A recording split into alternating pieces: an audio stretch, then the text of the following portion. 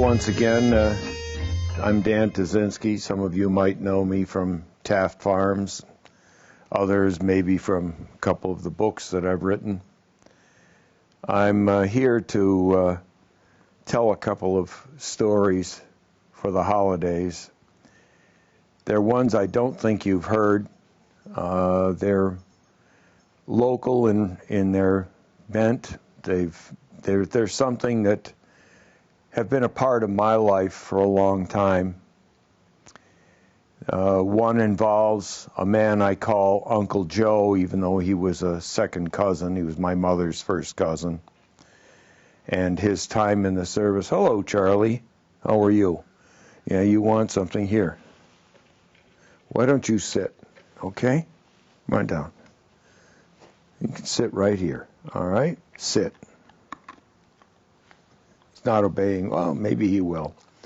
All right, Charlie, sit there now. You can listen too. Well, that's a story about Burma, where he served in something called the American Volunteer Group. Whether or not he volunteered, I don't know. It was probably one of those cases of I need 3 volunteers, you, and you. But when he joined the Army in the 30s, late 30s, if you joined up with a group of men, they could all serve together if they chose. If they were friends, they could serve together. Well, they joined up and were drafted into an engineering battalion. In other words, they were the guys who built the roads and built the airports, airfields, and whatever. Well, they were volunteered over into Burma to help build the Burma Road, as it was called, into China, to help General Chennault and the Flying Tigers. Most people don't know this, but we were fighting with the Japanese well before Pearl Harbor.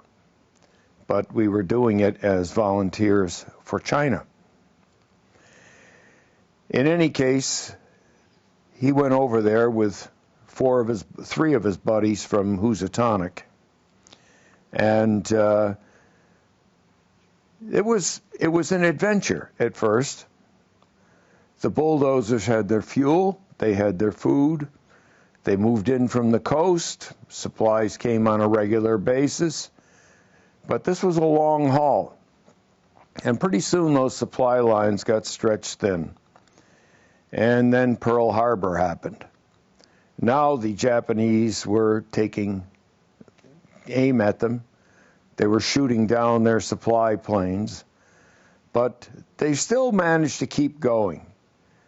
But it was not the success story that everybody thought it was going to be. They were starving. And came Christmas Eve of 1941. Some of the men were as scrawny as weighing less than 100 pounds. And they were all sick. Dysentery, beriberi, malaria. You know, if you got malaria, you better hope someone was nearby. Because if you didn't have help, you were going to die. It was not uncommon for fevers to reach 107 degrees. And that'll fry most people's brain. Well, these men were suffering. They were suffering badly. And supply planes were not coming in. But Christmas Eve, 1941, one plane comes in. Its tail is all shot up. It may never fly again. But it's there. And it has the much-needed diesel fuel, some medications, food, those god-awful dried potatoes all the GIs complained about. And there was a package for one Joe Sadlowski from his cousin, my mother. Well, all the guys had, this is something different. This isn't standard Army fare. This is different stuff that's coming. So the men got together. I opened the package, and there's some melted chocolate bars. Of course, those were the sweet kind, not the army kind. And there was razor blades, toothpaste, toothbrushes, maybe a little soap, a giant jar of homemade strawberry jam, and an even bigger, huge loaf of homemade bread, as heavy as a concrete block and about as soft as one, too. Well, these guys aren't going to argue with that, that's for sure. Hey, a bayonet comes out, they're going to use it to cut the bread, but doesn't want to cut. You get the knife in just so far, and they can't get it in any further. I found out why. Because there was a very large bottle of blackberry brandy baked right into the loaf of bread. Well, these men, this was absolutely the greatest. No one died that night. All the men got together. They were singing Christmas carols, enjoying themselves. It was just wonderful. They all said it was the greatest Christmas they ever had. I personally interviewed 3 of those men that were there that night, and to a man they said they have never enjoyed a Christmas more because they knew someone had been thinking of them. Well, it's a lot of years later, and I'm at church with my family, and Joe and his family, Uncle Joe and his family, are nearby us, and we started singing Silent Night, and Joe starts crying. One of his buddies from that night, Bill, had just passed away. And they were all on in their years now. It wasn't long for all of them. But one by one, I'm sure they'll all get together. And maybe my mother will show up with another package, with a big loaf of bread and a big jar of jam. And maybe even the pilot who shot up the tail of that C-46 will show up. Maybe someone who's been shooting from the jungle will come. And they'll all be welcome. They'll all have a taste of the brandy and the bread. Because miracles do happen, even in the jungles of a war-torn Burma. Even there, the baby Jesus can smile. Thank you. I have a couple other stories. One is a story that is unusual in the sense that I call it the night the animals talk. Now, you have to understand that not too many years ago, maybe as many as 60 years ago, this area was a lot more rural than it is now. And almost everyone had a small farm. Now, these small farms were not meant to make money. They were mostly farms for family subsistence. You had a couple of cows, maybe you raised a steer, you raised some hogs, some chickens, a few other things. You had a big vegetable garden. You traded with one another. Someone might trade you a side of beef for a hog, or chickens or eggs, milk. It was all done community-wise.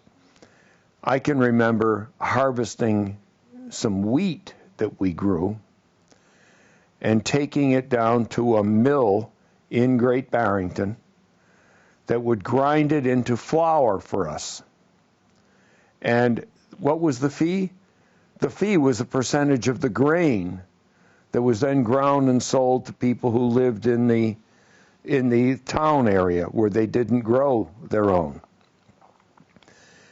But an awful lot of these small farms existed everywhere in this area, and they all took care of their animals because those animals were part of the family. They were not just possessions. Like you might have a dog like Charlie, who was just here a few minutes ago.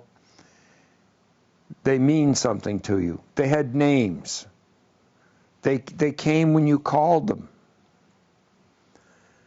And they gave their all because they gave their lives so you could continue with yours. Well, we always took care of these animals and took care of them very well. But on one special night, on Christmas Eve, we took special care with them. I could never understand why, and then finally I was told, look, when the baby Jesus was born, he was born in a stable, and the only humans present were Mary and Joseph. But the animals were there to stand guard.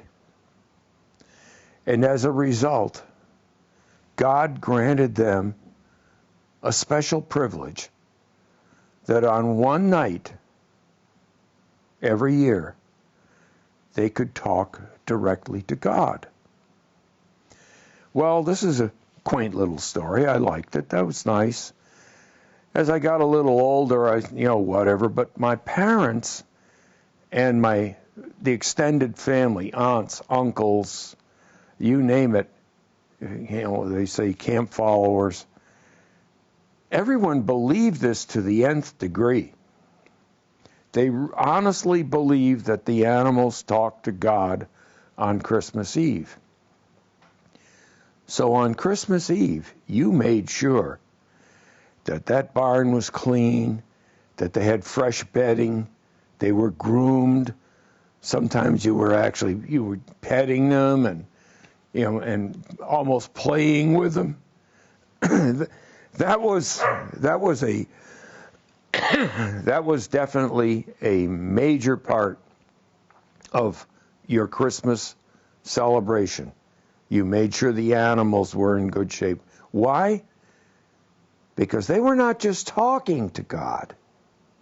They were giving a report of what kind of steward you had been for those animals. Well, I thought this was nice, but I'll never forget the dressing down I got when I expressed some doubt about it. There was no question in my mind that they believed it. And they told me a story that had been something that had been passed out for many, many generations. How many, I couldn't say, but probably since the beginning of time, of a family who had a little farm, and they were getting ready for Christmas Eve. And a little girl, the youngest in the family, decided she was going to stay up and go out to the barn and talk to God. Hello, Charlie. And she was going to talk to him and tell him how wonderful her family had been and how she liked to take care of the cows and chickens and everything, all the other animals they had. Well, came time, she was sent to bed, but she only pretended to be asleep. Finally, the family came up, and she decided to sneak back out to the barn to talk to God. So she got dressed, got out there, walks into the barn, but she didn't realize it. There were some robbers, thieves, who had sneaked into the barn to get warm.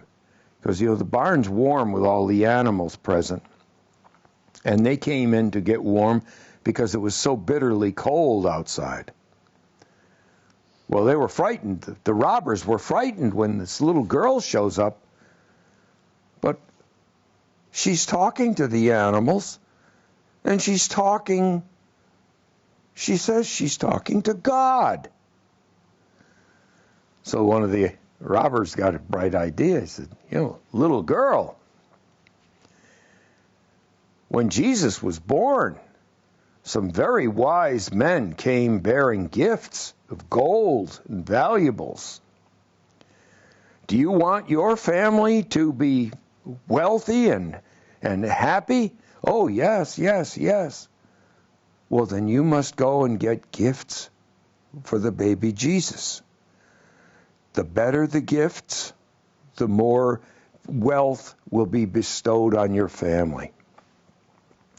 So she ran back to the house, grabbed up all the valuables she could find, put them in a large bag, and dragged them back to the barn.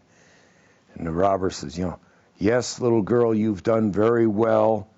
Now go back to put the bag down, go back to your family, and make sure you don't tell anyone about what you've done.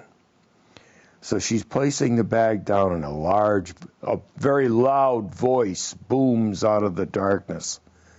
Little girl, pick up that bag and run home. These men are thieves. And just then, her brothers and her father jump up from behind haystacks, capture the robbers, tie them with rope, and they all go back to the house.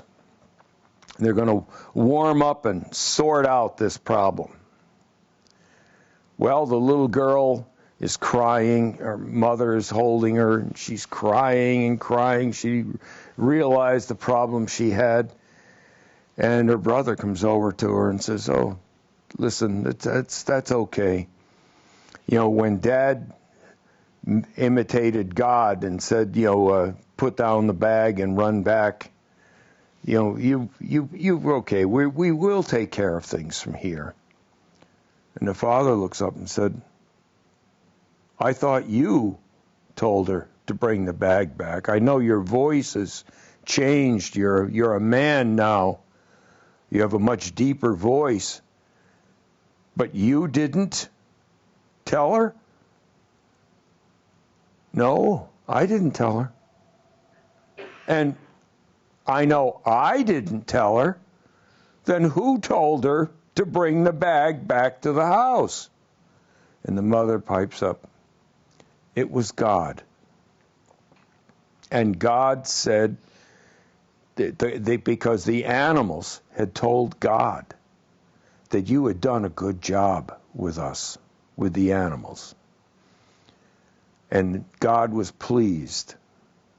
And he wasn't going to let this happen. This will be a good year. And it was a very good year. And the robbers themselves mended their lives and never stole again. Because one little girl found out that, yes, the animals do talk to God on Christmas Eve. That's the story that I was told in various iterations. I think it comes from the Nordic countries. My ancestors came from Poland, and I know the same story exists in Sweden, Finland, Norway, all up through that area. I've talked with people who've descended from that region, and they all seem to profess the same story. And it's very befitting. The last story I'm going to tell you is a very personal one. I was only maybe 4 years old at the time. My dad maintained a little workshop in the basement of our house. I would go down there with him in the evenings. He would repair something or build something for us at the house. And at any rate, it was Christmas time. And I asked him about Santa Claus. I'd been told Santa Claus came into the house by coming down the chimney. And I said, Dad, we have a chimney, but we don't have a fireplace. Our chimney comes down to the basement here, and I followed it out, and it goes into this boiler here. We feed it coal. You know, I've helped you fill the bin sometimes, and we heat this house with coal. And that boiler, if Santa Claus comes down that chimney, he's going to get burnt. Well, no, Santa Claus will find a way. Santa Claus will find a way. But there's no other way to get in this house.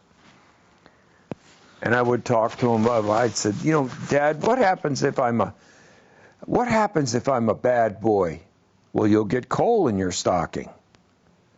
Now, wait a minute. How bad were you and Mom because I saw a truck come the other day and unload a load of coal into our coal bin. How bad, what did you people do that was so bad that you got all this coal? Well, I'm sure he was a little snickering about that. He didn't know quite how to handle it. But I decided that if Santa Claus was going to come to our house, and he had to, otherwise there wouldn't be a Christmas, I had to do something to save Christmas.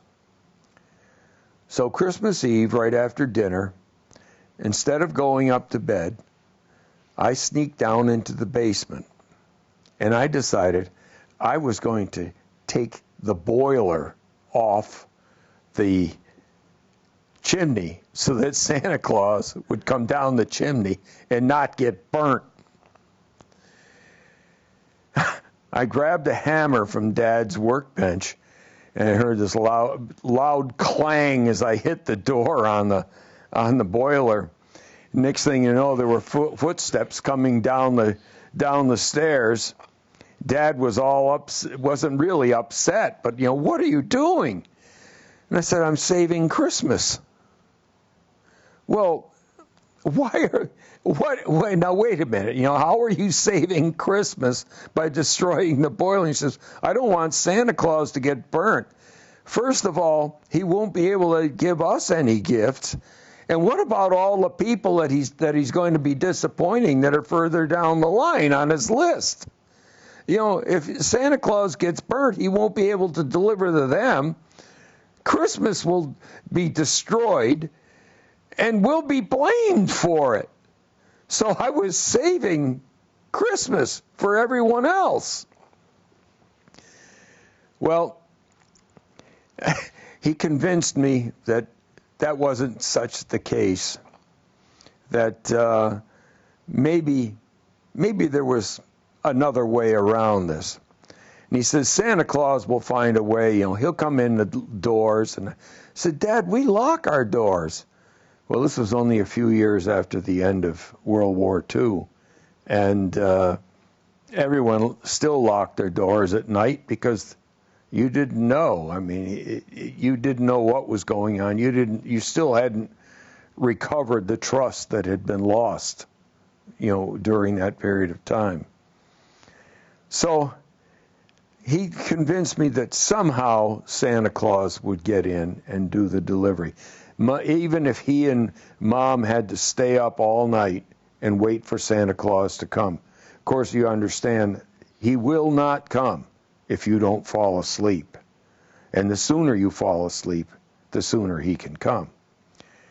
Well, I you know, after a while this passed and whatever, in past 30 years, actually more than that, I had been teaching school. It was not my favorite thing. I had the farm that I'd been running all along, mostly to pay for my schooling. And I didn't know what quite to expect. But one day, I said, I've had enough with teaching. It wasn't what I had originally thought it was going to be. I enjoyed the teaching, but there was so much other peripheral stuff that just occupied time and didn't allow for my real love, which was the farm.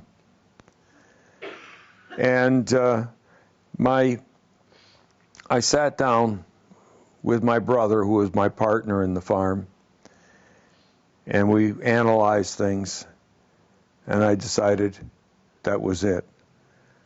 I wasn't quite tenured yet, but I was recommended for it. And one day I walked in and just said, no more. I gave my notice, and I left. Now, the family had criticized me very heavily for giving up this secure position, guaranteed income, all that.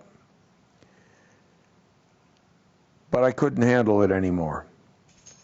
And everybody was criticizing me, some telling me I was outright crazy, some saying I wasted all that money I had put into my education. But it was Christmas. I had 3 children at that point. They had finished decorating the tree. Martha was trying to get them to sleep upstairs. The old man was just sitting in his easy chair, and he sort of like what I'm doing now. He called me over, and he reminded me of that Christmas Eve so many years ago when I had tried to tear apart the furnace in order to let Santa Claus in the house. And he said something that had the most profound effect that a few words ever had in my life. He looked at me and he says, I'm proud of you. I'm proud because you had the courage to follow your heart. I'm proud because when you did what you did with the boiler downstairs, we still had the same boiler. When you did that, you weren't as concerned about our Christmas as you were about everyone else's Christmas that would be ruined if Santa Claus was hurt. He said, I was never so proud of you then until now. And I'm even more proud of you because of the courage you had. For me, those few words meant more than any I'd ever heard. And I have to say this. This Christmas, meet with those you love and find a way to say you're proud of them. Some may actually need admonishment. Maybe you don't approve of everything that they've done. But I guarantee you that saying that you're proud of them will make them go much further. Those words will go much further than any kind of criticism or beratement that you might do. Say it and mean it. And I guarantee you will have a Merry Christmas. And I say it to you now from all the people at the farm, from my family. I'm proud of you. And Merry, Merry Christmas from the bottom of my heart. Thank you.